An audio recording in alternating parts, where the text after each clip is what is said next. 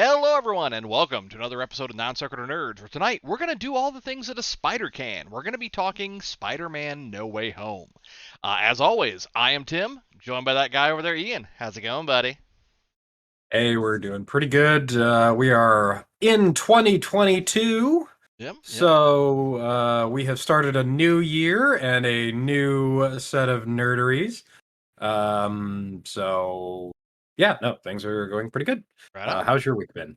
Not bad. I mean, we're back to work after our Christmas break, so I can definitely tell that I haven't worked in 2 weeks. I am I am sore as all crap, honestly. Good. I dude like 2 days in, I'm sitting there going, I'm reevaluating every life choice I've ever made. But I mean, it's good to be back to work. I mean, the break was definitely much needed.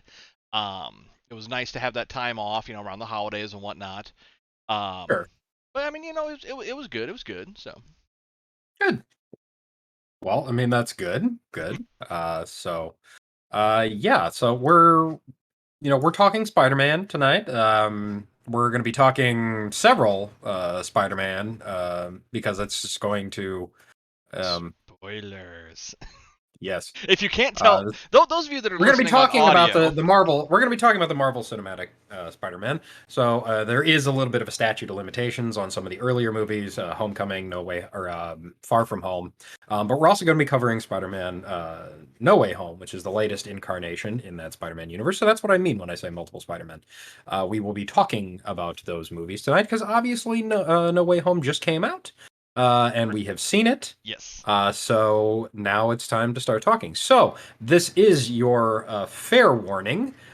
This will be a spoiler-tastic episode Say, about Spider-Man yeah, and for those of you Spider-Man. for So those of if you that you are watching, haven't, I'll say for those of you that are watching the video, yeah, we even put up a disclaimer at the top of the video this time because I had right, somebody message me saying, "Hey, you need to be more descriptive in your spoilers because apparently we spoiled something before we had a spoiler announcement. I wasn't aware of that, so yeah, there's a spoiler image up there, and yeah, like Ian was saying, those of you that are listening, this is going to be a spoiler-filled episode. And there's a lot of them. There are a lot of yes, them to go over. yes. Spoilers, Easter eggs, knowledge nuggets, all of the different things that accompany having two nerds of massive fandom talk about one of their favorite IPs. So, if you didn't figure it out yet and are just now paying attention and tuning in, this will be a spoiler episode. So, I highly suggest that you go out and catch up, so to speak, on the materials, and then come back and join us and see if our opinions match your opinions. So, with that, one more time for those of you in the back of the audience that may be having issues hearing me, this is a spoiler episode. So, with that, I'm going to give you 5 seconds to go ahead and pause, shut us down, shut off, turn off, switch, save for later, whatever you need to do, because we will be talking Spider-Man here in 5 seconds. So, with that, 5, 4, 3, 2, 1. All right, let the spoiler fest begin, ladies and gentlemen. So, Spider-Man No Way Home, Marvel's latest incarnation in their Spider Universe, and their Yes. collaboration with Sony, because technically Sony owns the rights to the Spider-Man IP in the Yes. movies. So, As well as uh, all Spider-Man adjacent characters such as Venom, Morbius, any of the characters from the prior Marvel films, Sam Raimi's Spider-Man as well as the Amazing Spider-Man films. So Sony's got the rights. Spider-Man, Miles Morales, Yes. Gwen Stacy, Hmm? Spider-Gwen, so to speak. Uh, all of those characters fall underneath Sony's ownership, or well, licensing of the Yes. IP. So And for those of you that are watching on video, we do have some images up behind us here. They're just going to randomly cycle through, so you can kind of get a glimpse of some of the stuff we're talking about. It's in no particular order. So, with all of that out of the way, well, that image just popped up. The big one. So obviously, Spider-Man: No Way Home features one of the biggest crossover cameos that we have seen in the Marvel Cinematic Universe at this point, summoning not just one, not two, but three Spider-Men uh, Spider-Man. gracing the screen together. We have not seen this kind of obviously crossover in the Marvel Cinematic Universe yet. We have obviously seen this in Sony's Into the Spider-Verse, Hmm. in a sense.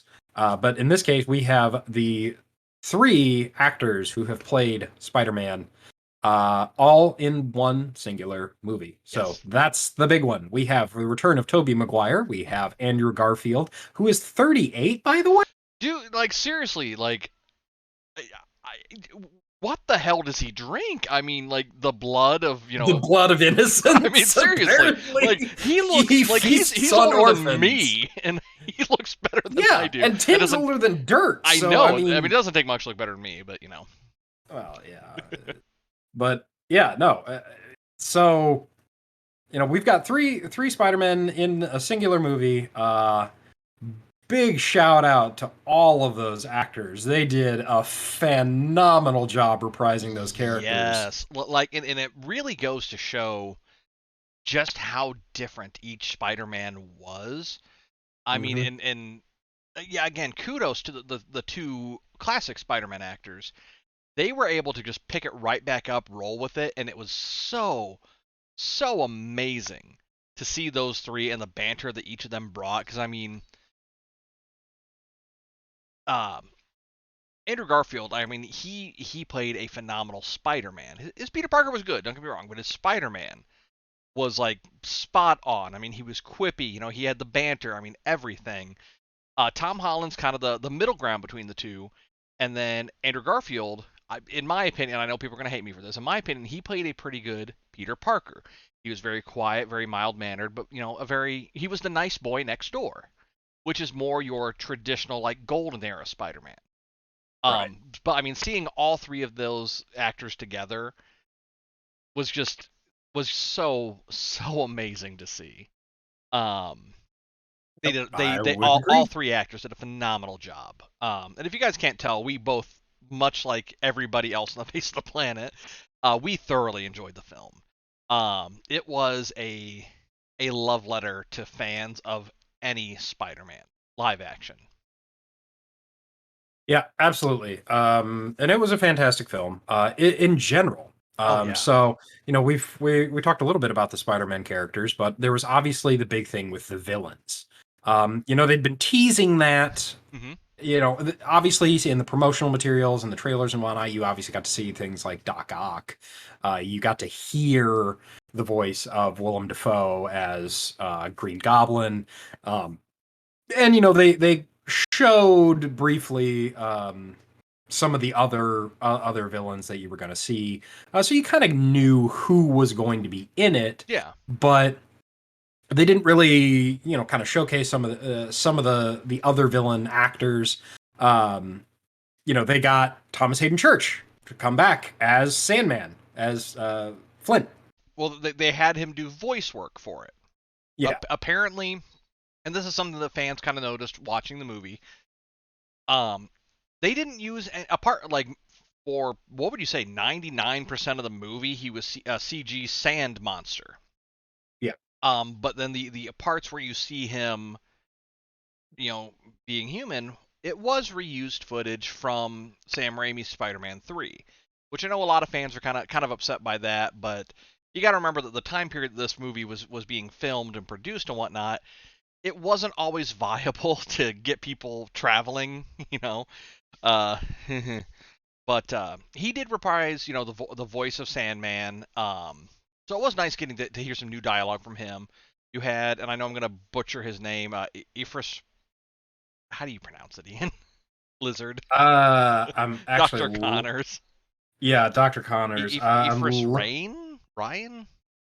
Uh, I've never actually heard his name spoken. So Reese Reese. Ifans. Reese even. Okay, I was way off. Reese Ifans or Reese Ifans. Yeah. I'm not sure. Oh, OnlyFans, gotcha. Yeah. Um, so obviously you had him. He didn't play like a super huge part, but he did play have a speaking part. You did get to see some components of him. So he did have a part in the movie, which I enjoyed. And then obviously you had Jamie Foxx coming back as Max Dillon or Electro. Not Um, blue. not blue Yes, Electro. yes. What I like it, So like they literally explain that in like one tiny line of dialogue that most people overlooked. He's like, the energy here is different, and then he is not blue anymore because the energy in this universe is different than theirs. So it had a different effect on him. That's that's your explanation right there. And so many people miss that and were like, well, why is he not blue? They never explained that. They literally did. yeah, But I mean, again, it was a quick throwaway line. But honestly, that's all it needed. I mean, it. Let's call it what it is. They changed the design that fans were not happy with, which kind of goes into Willem Dafoe.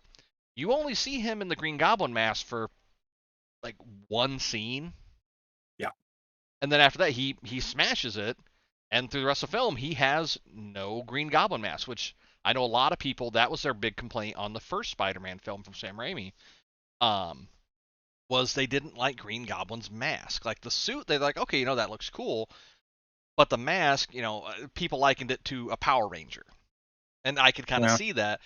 But Defoe had such a commanding presence, even with the mask on, that he didn't need to emote, or he didn't need to facially emote to convey his meaning behind his words.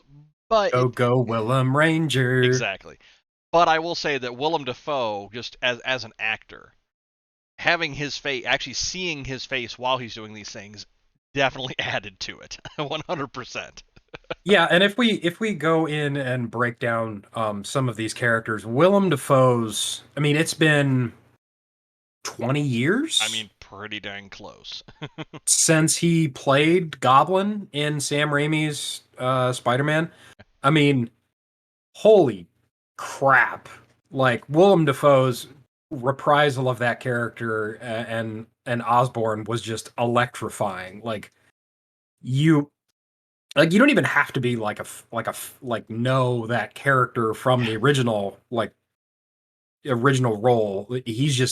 He plays it so well, and yeah, he I does. can't imagine anyone else playing Norman Osborn because he Willem Dafoe plays the sympathetic Norman so well and then Yes, seamlessly transitions into the insanity and the unhinged that is Goblin. absolutely. And I mean, he nailed it. Absolutely nailed yeah, it is phenomenal seeing him come back and play that character. And he was very physically involved too. it. Oh They yeah, have a very involved fight scene with several actually very yeah, involved fight scenes. But and it just really kind of showcases the power of Goblin because when it's Norman, he looks very frail, looks very, almost kind of withdrawn, hunched in on himself. But when he's Goblin, he has that commanding presence, just that gravitas about him. Well, and And Defoe actually wanted to do the majority of his stunt work, yeah, like the stuff that was deemed safe to do by the studio, but he still wanted to do the majority of it. I mean, kudos to him. I mean, he's not a young spring chicken anymore. right. So I mean, kudos to him for wanting to do that. To add that realism that it's actually him doing it. But I mean, beyond that, we did also get the ever lovable Alfred Molina reprising his role as Doc Ock. And one thing about the movie, and we'll get into some more of this later, all of the villains, at least the way they explained it in the movie, were taken at the point right before they died, fighting their respective Spider-Man. And now I know that does open up a few things. Some of these villains didn't die, but that's kind of how they explained it in the movie. So you do get to see a de-aged Alfred Molina reprising his role, and same as Defoe. I mean, he picked up right where he left off. It was Right. it was great seeing him back. I was reading an interview with him in apart from the scenes in his Spider-Man movie, Spider-Man 2, if I remember correct. Um, his mechanical arms were all practical effects. They were physical puppets that were controlled. In No Way Home, it was entirely CG. So he said that was a little weird not having those things in his periphery at all times. But it was good to see him be able to jump back in the role and not miss a beat on it. So I mean that was a treat. Doc Ock I've always liked, especially in the modern age, how they've treated him in the Spider-Man comics. I mean, the Superior Spider-Man. I mean that needs to be. I want to see that somewhere. Hopefully in the next Spider-Verse movie. But um, it was great seeing him return as well. I was thoroughly pleased.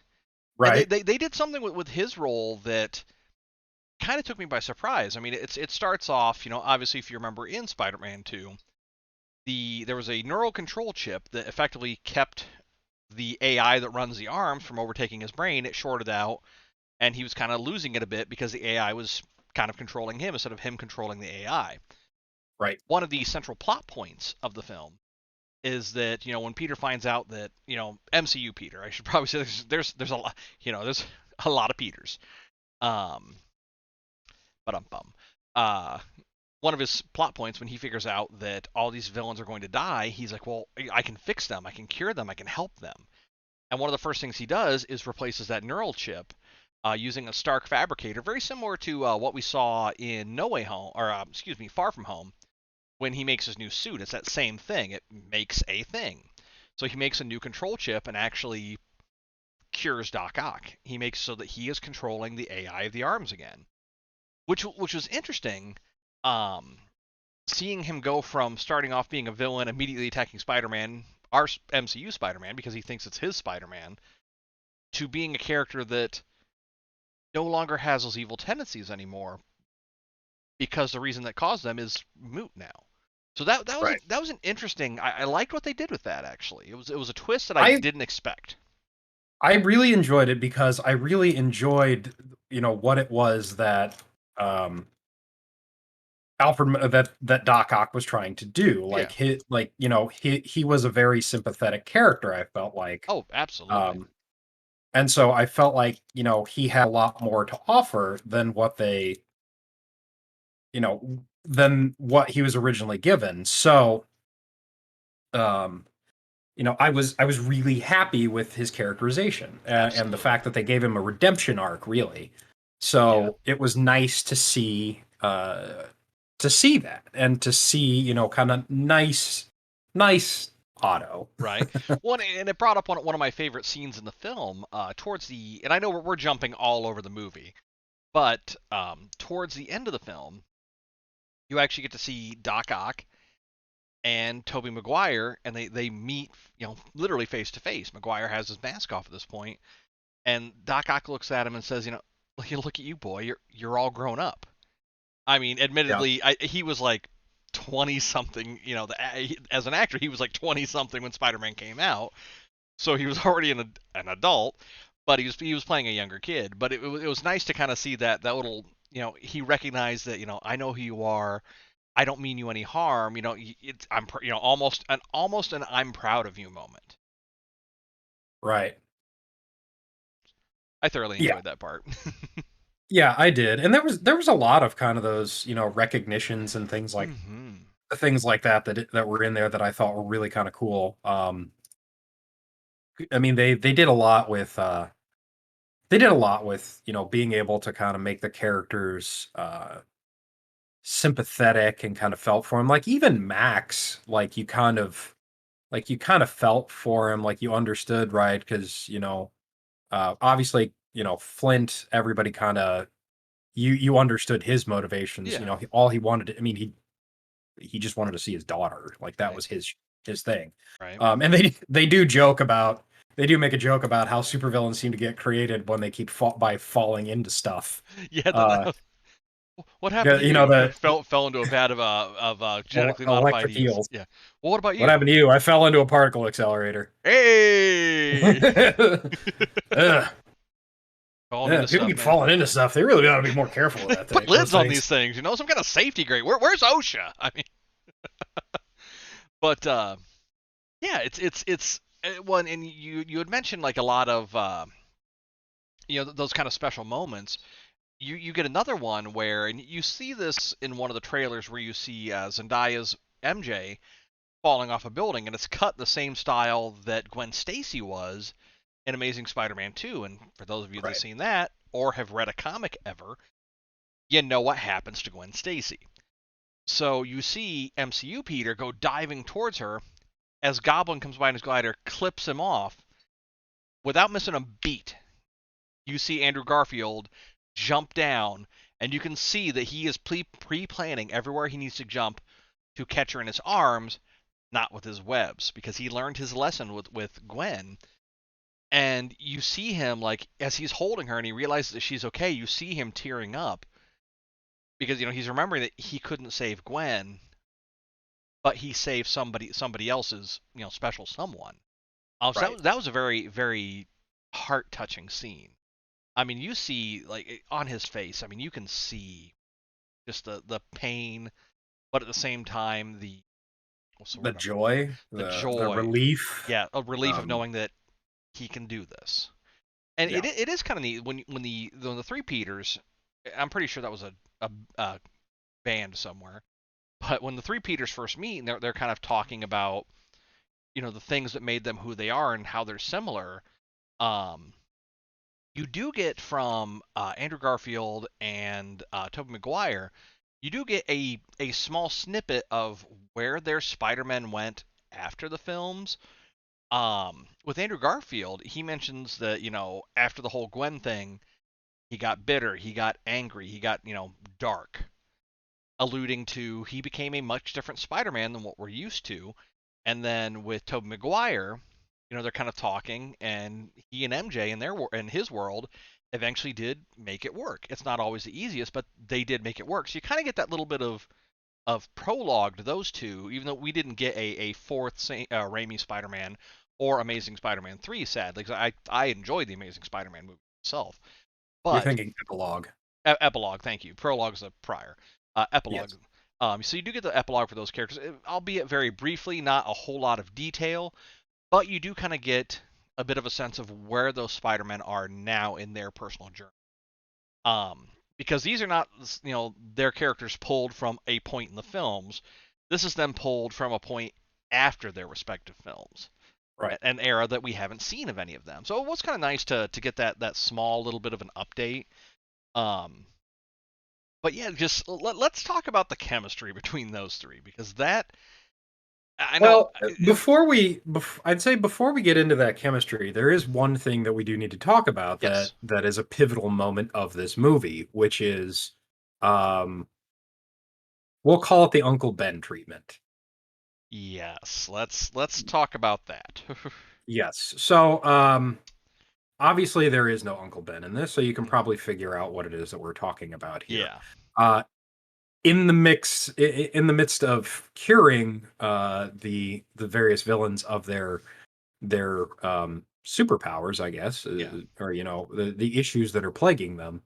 Um, young Peter, Tom Holland, his spider sense goes off, and he realizes that Goblin is now in charge of the personality rather than Norman. And basically, a fight ensues because Norman's not going to let him change him back, or Goblin's not going to let him change, cure Norman yeah, and get rid of him. And a fight ensues. They basically destroy the entire apartment building in the process. yeah. They do. Um, and in a very pivotal scene, Goblin smashes his glider into Aunt May. Yeah, Um, hard. hard. Which they play it off as she just got the wind knocked out of her and everything else, and all this stuff. And as they start to try to walk away, Well, and he had um, also thrown a goblin bomb at one point too, right, which Peter tried to catch and knock away, but wasn't quite as successful as he could have been. Um, but yeah, that whole thing leads up to we get the line that Uncle Ben always says. yeah, Yeah, with great power comes great responsibility. And obviously, this leads to the death of Aunt May, which is a pivotal moment in the development of any Spider-Man. yeah. And there were critics and people out there that were very upset about this. They really liked Marissa Tomei, and I thought she played a very good Aunt May. Oh yeah, very very She much was a so. very, very affable character. She was charismatic, and you enjoyed Aunt May. So Any scene with her was fun to watch, you know. yeah, and her chemistry with Happy and everything else was Yeah. just was enjoyable. Yep. Oh, John Um, Favreau, we love you. yes, the so with the death of Aunt May, that really kind of sets up Peter for his emotional growth, his emotional journey. Um, and again, people were very there were some people out there that were very upset with this, but I'm in the mindset that you needed to have this happen. Like Right.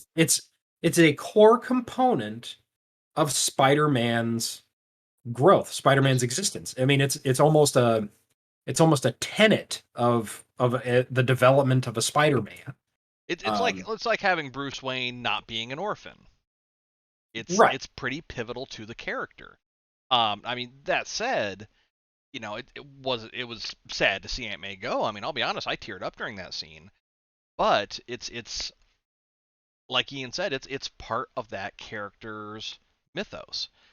Granted, I like we've had an Aunt May die in the comics and whatnot before, but traditionally Spider-Man always, fully becomes Spider-Man upon the death of Uncle Ben. But in the MCU, we didn't have an Uncle Ben. Right. I mean, they did they even allude to an Uncle Ben? The only time they really make mention of anything, I believe, is in the last Spider-Man movie, Far From Home. He uses luggage that's monogrammed with like BP or like Ben, like it's Uncle Ben's initials. Yeah, It's like Ben Parker or something like yeah, that. But they never actually name him. They don't really allude to him. They don't talk about like yeah. Aunt May, who Aunt May is. I mean, you really don't actually know all that much about who Aunt May is. They kind Right. of tease a little bit by saying, I think Goblin at one point mentions Aunt May, or somebody mentions, May taking in Peter after his parents died or something like that. But they don't even actually like Delve into that. they don't even actually fully tell you like if it's actually his aunt, like how Yeah. their relationship is there. So Right. you don't get any kind of any of that like backstory that you would usually get from a Spider-Man. In fact, we didn't get really any backstory on this Spider-Man. We Yeah. don't know when he got bit. We don't know when he got his powers. We don't know how he developed into those powers. So Right. there's really no prologue Yeah. about You this. use the word correctly. Yeah, there's no backstory or building of this character. All Yeah. we've seen is from the time he was introduced until now. Yep. So we don't really understand motivations. We don't have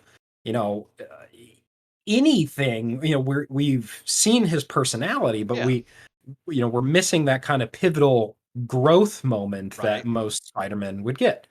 I mean, So we kind of were along for the ride as Spider-Man was along for the ride. We were seeing it as it was unfolding for him instead of getting, this is how I got bitten by a radioactive spider. I mean, he does mention two or three times throughout all three films, the spider bite, but you never see it. Versus the first two Spider-Man sets of movies, you see that scene. You see him starting as Peter, becoming Spider-Man, and then continuing his journey. With Tom Holland Spider-Man, you're hitting the ground running with he's already Spider-Man. He's been doing it for some amount of time, and I think right, that in Civil War when he's introduced, I think he and Tony in that dialogue kind of discuss the length of time, but it hasn't been. It's not a super long amount of time. I mean, he's still using frickin' sweatpants and whatnot as his spider suit. Um, right, but yeah, like Ian said, we never had that pivotal familial relation death yep, up to that point, and it really does. It really is kind of a catalyst for the remainder of the film after that of everything that happens. right. Um, because And so when we first see well, after we first see Goblin, Norman kind of takes control and he goes around the city trying to find somebody to help him because he doesn't know where he is. Like he recognizes it's New York, but it's not his New York. He ends up finding Aunt May at the Feast facility, which is for those of you that read the comics or played the Spider-Man game on PS4, PS5. You're familiar with Feast. It's where Aunt May volunteers at. It's kind of a shelter for those that are less fortunate, the homeless, derelicts, things of that nature. You can come in, get a hot meal, place to stay, get back up on your feet. He goes there because he recognizes the name May Parker, but it's not the May Parker that he knows. That's not the Peter Parker he knows. This isn't the New York he knows. Oscorp doesn't exist in the MCU, which they established because of that. As far as Goblin could tell, he doesn't exist. Harry Osborn, his son, doesn't exist. So I mean, you see, and this is at this point Norman, not Goblin. You see him very torn up about this.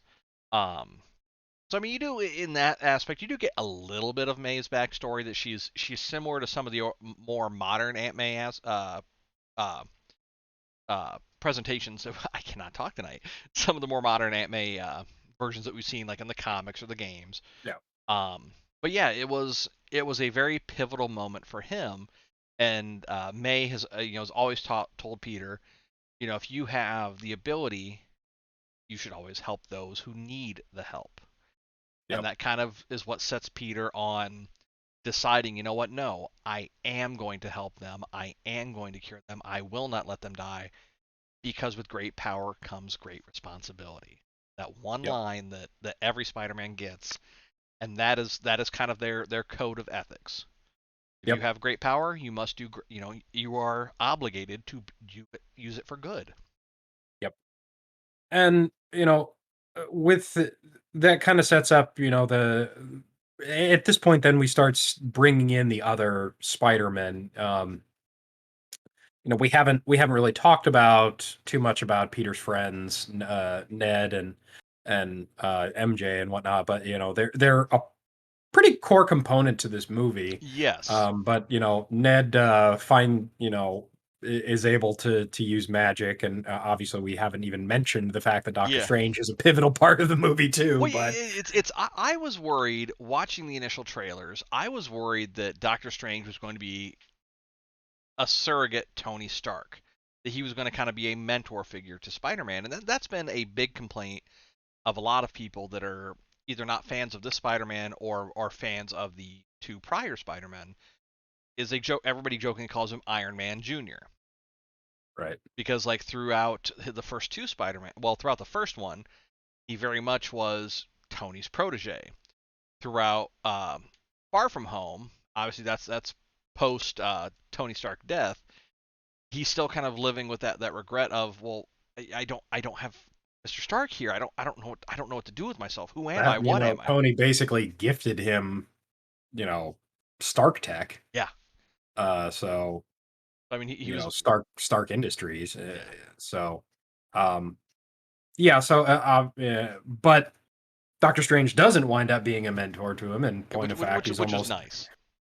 if he is being a mentor, it's going to be like School of Hard Knocks, Yes. very much in the vein of Doctor Strange, at least the MCU version of Doctor Yes. Strange. Yes. So they do play off each other nicely. It's fun seeing those two together. Um, you know, please call me Steven. All right, Steven. That sounds really weird, but we'll go with it. Or that feels really weird, but we'll go with it. Yep. Um, Now, I will say, because you mentioned that scene, the trailers, Marvel is continuing their track record of misleading trailers. Because in the trailer, we see Wong tell him, don't cast that spell. And Strange goes, okay, I won't, and winks, and that's the end of the scene. That doesn't happen in the movie at all. That's cut footage that they use yep, specifically for the trailer. The whole yep, the whole wink, don't cast that spell never happens. Wong realizes that Strange is going to do what he's going to do, and just says, you know what you want, me out of it, and he goes through a portal back to Kamartaj. So that scene is entirely different in the movie, which was nice that you got to see something new, you know. right. Um, but I mean, yeah, Strange is kind of the reason that all of this. Well, Strange and Peter are both the reason that all of this happens. Effectively, the long and short of it is, since the world knows that Peter is Spider-Man, not only is All right. oh, good, Let me. I don't want to. I don't want to delve into too much of the plot okay, points. We've been kind of covering a good amount on the all over the characters and place. some of the characterizations and things like that. So we'll let you guys have some of the movie and That's enjoy true. Yeah, some of the movie that's true. too. So I mean, you've been with us this far, you've seen it, Yeah, so you don't probably. really. yeah, you probably or hopefully you don't really need us to tell you everything, but jumping back to like the appearance of the Spider-Man at this point, the new Spider-Man, Ned is able to open portals, and he find Peter and opens a portal to Peter, just not his Peter. Um, Are we not doing phrasing, phrasing? phrasing, Phrasing. phrasing. Sorry, phrasing. That's It not my opens a Peter. portal to not his Peter Parker. There you Um, go. uh, so that's I when we first start seeing. I, I saw a meme that it was Ned opening the portal, and it was just images, but it was him sitting there, and the subtitle said "Find me, Peter," and the next image, a portal's opened up, but it's the Grinder logo. Oh God. So find me, Peter. Yeah. So I thought Um, that was humorous. yeah. So we see that this is where we get the new Spider-Man in there. We see Andrew Garfield show up first, and they have kind of a bit of a confrontation, talking about like how uh like How, why, who and he who? yeah, how, why, and who. That he has to prove that he's Peter, Spider-Man, and whatnot. So he does some stuff, and then they summon another one, and it's the other, and then it's Tobey Maguire. Yep. Um, and then they eventually, find, they go off and find Peter, and then they have or not confrontation, but the introduction of all the Spider-Men, and they kind of have that tender moment between all of them, which I felt was really really powerful, because Oh, absolutely. they use the quintessential line, with great power comes great responsibility, because that's what Aunt May's last words to Peter were. So he says that, and both of the other Spider-Men kind of perk up and reiterate the line and kind of tell their stories. So Which was nice to see that as kind of reaffirming the fact that that phrase itself is a central theme to Spider-Man, who he is and what he does. So it was nice to kind of see that scene of them all realizing that we've we all come from different backgrounds, different worlds, but this phrase is a constant between us. So it was kind of nice to see that little, looking around the room realization that, maybe we're not so different. right. So, the characterizations, like I said, have been absolutely fantastic. They were really enjoyable. I was really happy with really all the characters. And then, Oh yeah. there was a couple of things that we haven't covered yet.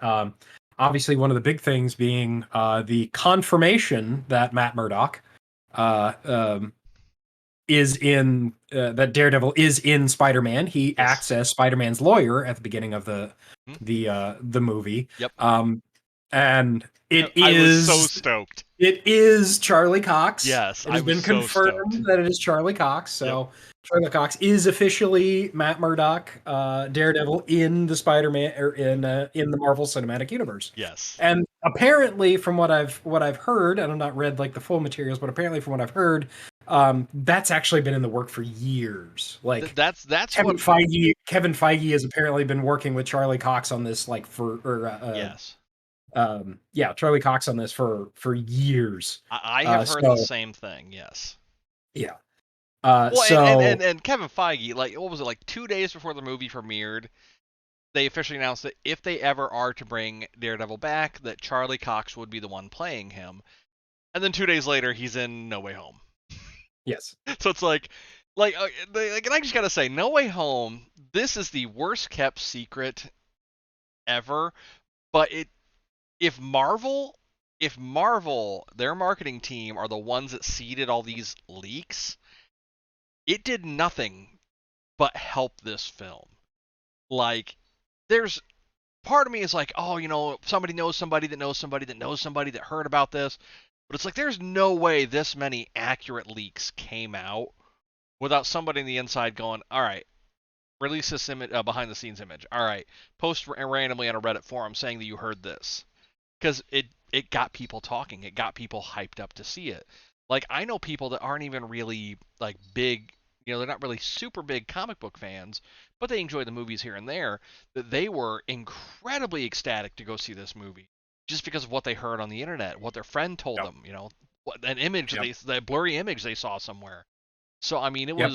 it was phenomenal. I mean, it's hard to imagine that this many fan theories happen to be correct, especially with stuff like the scenes you see with Spider-Man in that black suit. Like right off the bat, people are like, "Oh, that's just his suit inside out." I heard from somebody and it literally is his suit inside out. He gets some paint spilled on it. He tries to wash it. It doesn't come off. He flips it inside out and goes, this will work." Yeah. So it's Yes. how could you possibly call that? I mean, there were some images put out, but they were pretty blurry and grainy. It was really hard to tell, but like it's his suit inside out. Which brings up the question: how does he not pinch his eyes every time he blinks? Because like it's inside out, so from the outside it would be squeezing in if you turn it inside. I don't know, nitpicking, but Rorschach's mask. there you go, exactly. Um, the But yeah, other the other major component and character, and actually you could call maybe tertiary antagonist of this movie is the infallible J. Jonah Jameson, played yes, by J.K. Simmons, who the is only J. Jonah Jameson. You mean? the only J. Jonah Jameson. So not only is J.K. Simmons J. Jonah in the Raimi verse, but he is the J. Jonah in the Marvel Now, verse. I will say it was a missed opportunity to not have Tobey Maguire Spider-Man like see a snippet on him on TV and just go and just stare at the TV all weird like what the crap. Jonah? Jonah? Yeah. A bald J. Jonah, because he's used to flat top JJ. Right. Yeah. That is a missed opportunity, I think. But I mean, maybe it's a scene that got cut for whatever reason. I mean, when the inevitable home release comes out, obviously we'll get to see all these deleted scenes and whatnot. But I think that that's something that I had if they did film a scene like that, I wish they would have kept it in the theatrical cut. Yeah, I would agree. But I mean, it's J. Jonah. Like, let's admit, like his personality is no different. Like he is. It is 100% J. Jonah. Yeah. It's J.K. Simmons playing J. Jonah. Yep. Doesn't In a matter different setting. what. Yeah. Right. It doesn't matter the universe. He is J. Jonah Jameson, and it's him. Yeah. Like it's there's no other way to say it. And he's Yeah. such a J.K. Simmons plays that character so wonderfully. Like there Oh, is no one absolutely. else. There's nobody else who could play J. Jonah. So, Absolutely. um, yeah, but I mean, all in all, I think the movie itself, you can tell, we find it fantastic. Absolutely. I think user ratings on IMDb, or I'm sorry, on Rotten Tomatoes, I believe have a 98%. Yeah. One of the highest rated Marvel movies of all time. The It highest grossing continues to Spider-Man movie of all time. right. Yep. So let me just confirm the numbers here. No, I'm not disabling my ad blocker.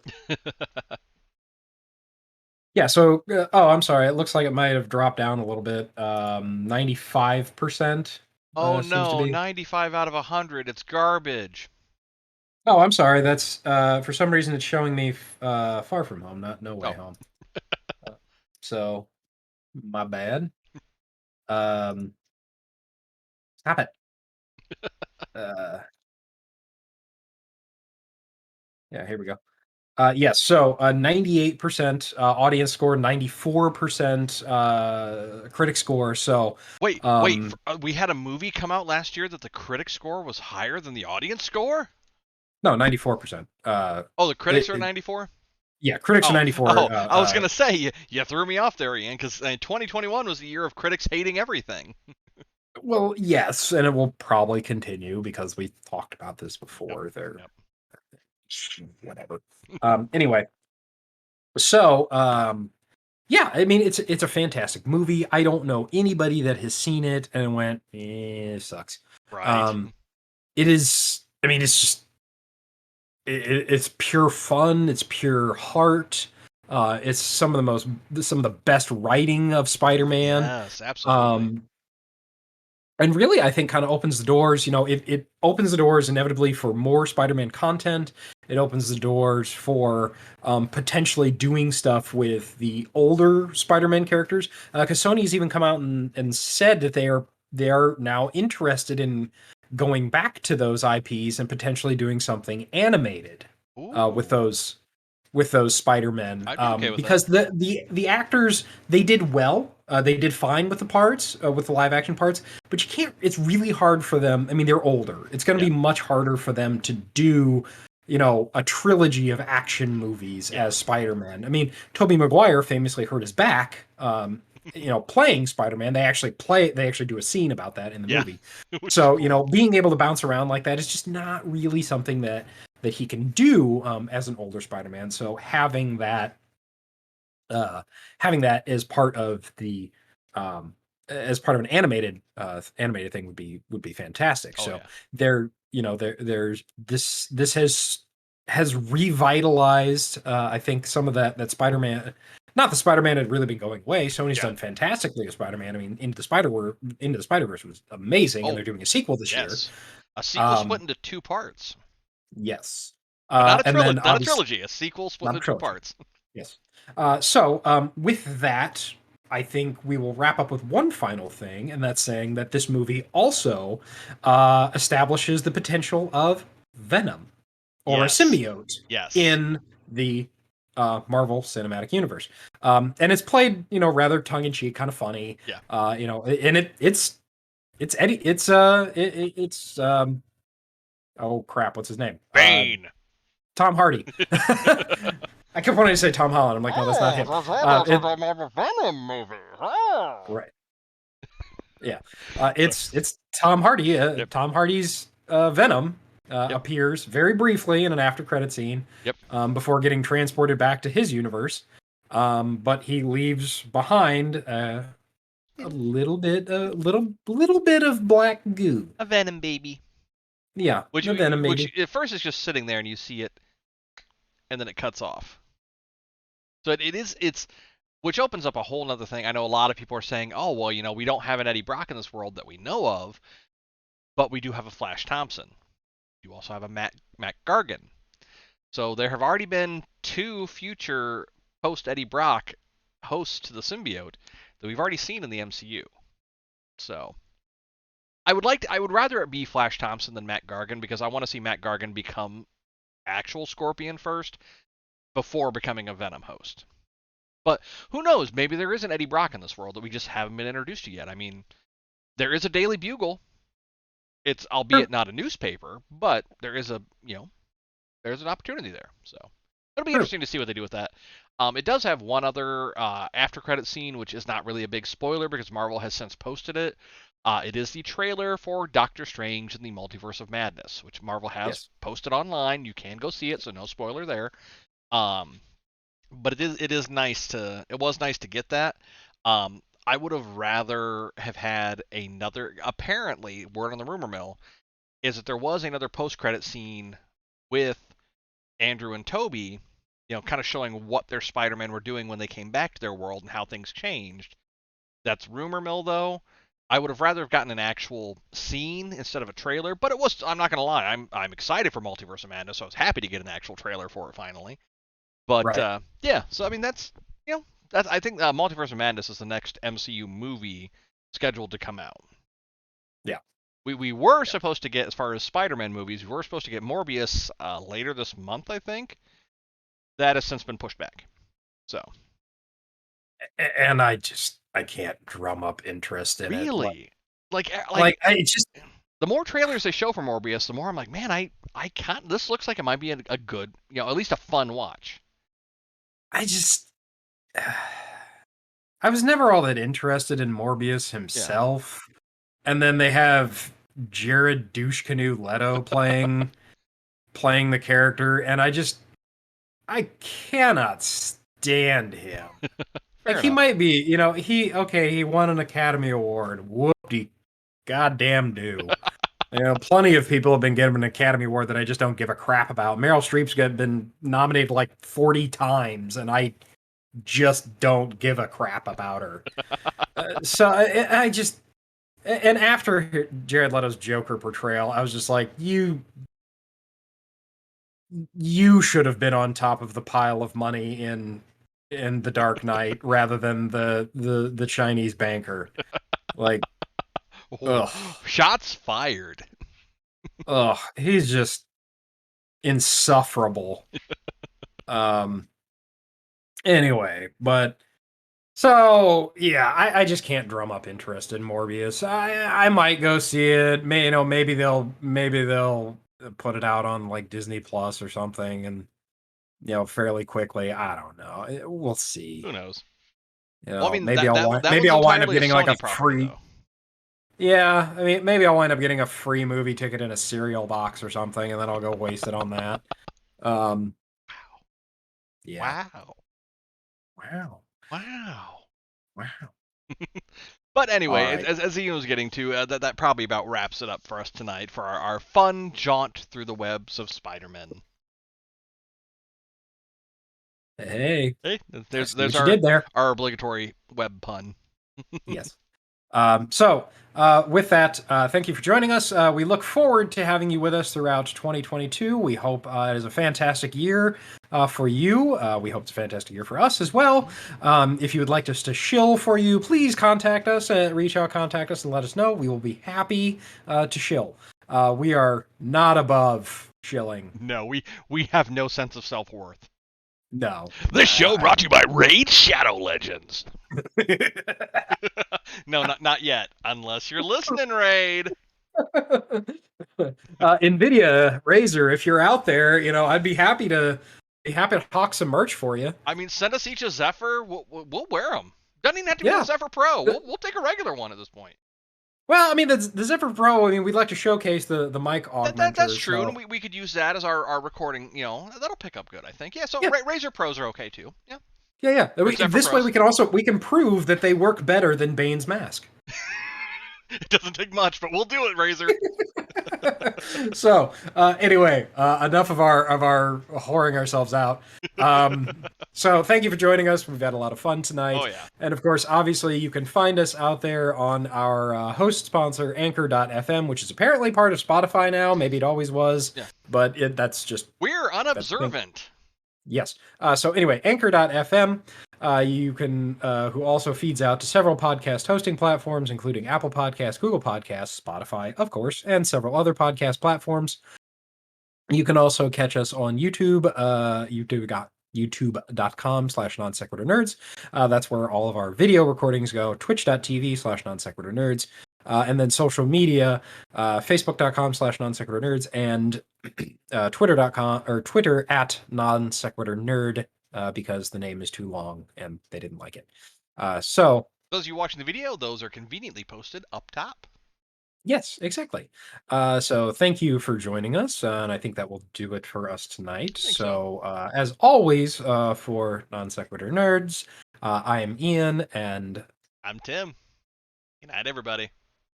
bye, guys.